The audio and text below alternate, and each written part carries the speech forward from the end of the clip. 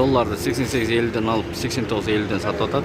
Рубльді 1 сомдан алып 1 сом 05 тиындан сатып атат.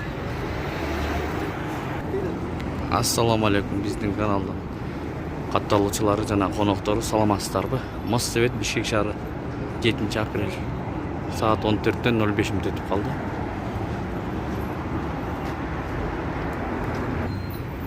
Бул обменкада болсо достор рубльді 1 сомдон алып 1 сом 02 тиындан сатып атат. Достор,